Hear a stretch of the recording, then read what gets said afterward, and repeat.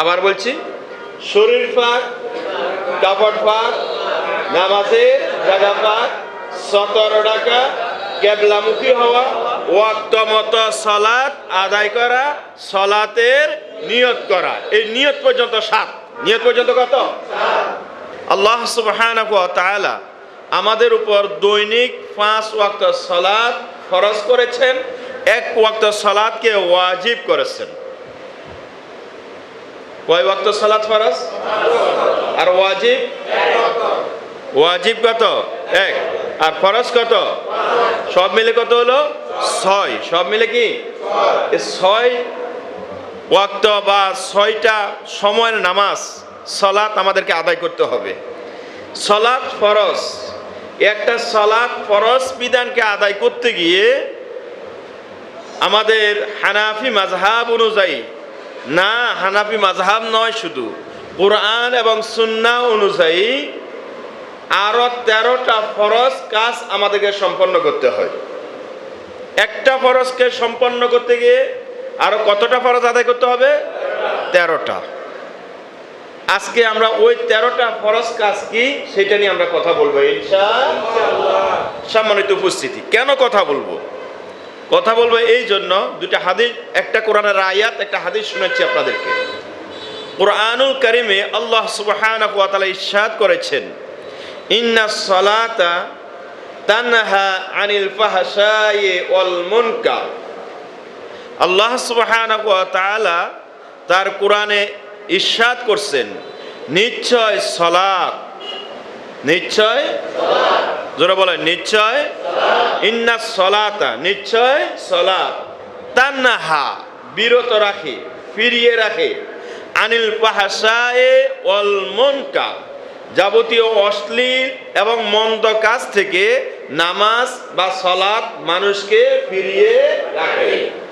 আপনারা আমাকে একটু বুঝে চিন্তা করে, আধা সেকেন্ডে চিন্তা করে আমাকে বলবেন, আল্লাহর কথার মধ্যে কোনো সন্দেহ কি আছে?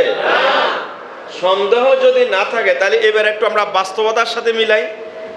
আল্লাহ বলছেন নামাজ মানুষকে অশ্লীল এবং মন্দ কাজ থেকে ফিরিয়ে রাখে। তাহলে না, আল্লাহর কথার মধ্যে কোনো সন্দেহ নাই, এটা আমরা বিশ্বাস করলাম। তো যদি সন্দেহ না থাকে তাহলে নামাজ আদায় করে মসজিদের মুসল্লি হয়ে বাহিরে যাওয়ার পরে ওই মসজিদের মুসল্লির দ্বারা কোনো গুনাহের কাজ, কোনো পাপের কাজ, কোনো ঘৃণিত কাজ, কোনো মন্দ কাজ কি হতে পারে? জোরে বলেন পারে? কিন্তু হয় কি না? জোরে বলেন হয় কি না? নামাজি মিথ্যা কথা বলে কি না? তারা রাগ করতেছে। নামাজি মিথ্যা কথা বলে কিনা? মিথ্যা কথা কি ভালো কাজ না মন্দ কাজ? হ্যাঁ, তো নামাজ তো মানুষকে মন্দ কাজ থেকে ফিরিয়ে রাখবে। নামাজও আদায় করে, অন্যের সম্পদ লুণ্ঠন করে, অন্যায়ভাবে অন্যের সম্পদকে আত্মসাৎ করে, গ্রাস করে নেয়, এরকম নামাজি আছে কি? আছে কিনা? তো নামাজ তো মানুষকে এগুলা থেকে ফিরিয়ে রাখবে। তাহলে কেন রাখলো না? Interrogative sign. নিশ্চয় এখানে কোনো কারণ, কোনো হেতু আছে। গেল কোরআনের আয়াত। একটা হাদিস শুনুন। হাদিসে আছে, আবি হুরায়রা রাদিয়াল্লাহু তাআলা আনহু قال قال رسول الله صلى الله عليه وسلم الصلاة الخمس والجمعة إلى جمعة ورمضان إلى رمضان مكفرات لما بينهن إن اجتنب الكبائر। উচ্চস্বরে বলুন আল্লাহু আকবার। হযরতে আবু হুরায়রা আল্লাহর নবীর জলিল কদর সাহাবা, সম্মানিত সাহাবী, তিনি ইরশাদ করছেন, আল্লাহর রাসূল বলেছেন, আস-সালাতুল খামস, 5 ওয়াক্ত সালাত। আমাদের ভাষায় বলুন 5 ওয়াক্ত নামাজ। 5 ওয়াক্ত নামাজ। আর জোরে বলুন 5 ওয়াক্ত নামাজ। ওয়াল জুমআতু ইলা জুমআ, এক জুমা থেকে আরেক জুমা। ওয়া রমাদানু ইলা রমাদান, এক রমাদান থেকে আরেক রমাদান। মুকাফফিরাতুল লিমা বাইনাহুন্না, এটা তাদের গুনাহের কাফফারা হয়ে যাবে। ইনিজতুনিবাল কাবাইরা, যদি তারা কবিরা গুনাহ থেকে বেঁচে থাকে। জোরে বলুন সুবহানাল্লাহ।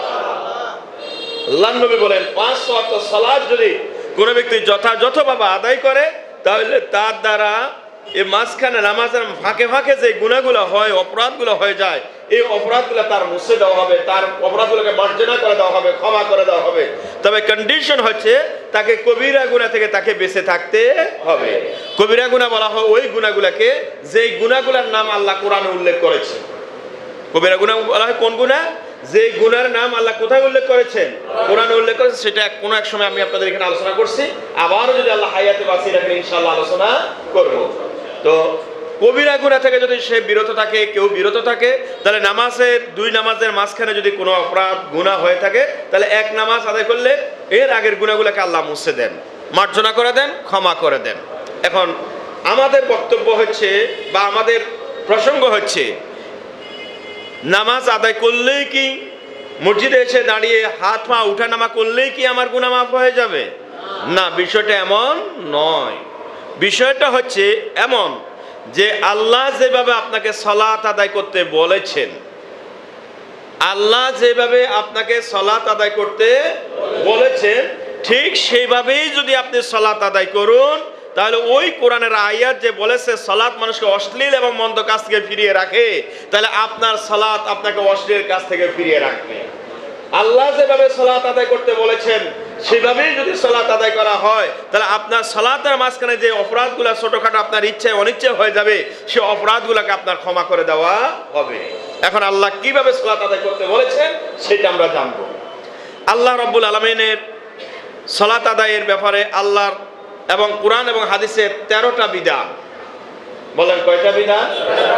সালাত এক বিধান। বলেন সালাত কয় বিধান? এই এক বিধানের সাথে রিলেটেড বিধান হচ্ছে আরো 13। বলেন আরো কত? সালাত শুরু করার আগে 7, সালাতের শুরু থেকে শেষ পর্যন্ত 6। বলেন সালাত শুরু করার আগে শুরু থেকে শেষ পর্যন্ত কত? 7 আর 6 কত হইল? এটাকে আহকামুস সালাত ও আরকানুস সালাত বলা হয়। প্রথম 7টাকে বলা হয় আহকামুস সালাত, পরের 6টাকে বলা হয় আরকানুস সালাত। আমরা প্রথমে সালাত শুরু করার আগে যে 7টা আহকামুস সালাত, হুকমু শাইইন খারিজু শাইইন, কোন বস্তুর বাহিরের দিকটাকে বলা হয় হুকুম, শর্ত শাইইন খারিজু শাইইন, এটাকে বলা হয় শর্ত। তো এই শর্তগুলা হচ্ছে 7টা। শর্ত হচ্ছে কয়টা? এই 7টা নিয়ে প্রথম আমরা কথা বলি। এই 7টা প্রথম আমরা ছোটবেলায় অনেকে মুক্তবে পড়েছি, অনেকে নুরানি মাদ্রাসায় পড়েছি, অনেকে ছোট নিচে দিকের ক্লাস 1, 2, 3-তে ধর্ম বইয়ের মধ্যে আমরা পেয়েছি। আমরা আজকে একটু আবার রিভাইজ করি, সবাই আমার সাথে একটু বলবেন। বেশি জোরেও বলার প্রয়োজন নেই, একদম মুখ জবানকে বন্ধ রেখার প্রয়োজন নেই। 7টা বিধানের প্রাথমিক নাম হচ্ছে শরীর পাক। সবাই বলেন, আরো জোরে বলেন। কাপড় পাক, সালাতের জায়গা পাক। এবার আপনারা বলেন।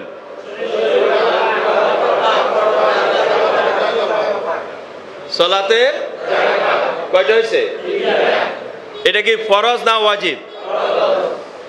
শরীর পাক, কাপড় পাক, নামাজের 17 ডাকা, কেবলামুখী হওয়া, ওয়াক্ত মতো সালাত আদায় করা, সালাতের নিয়ত করা।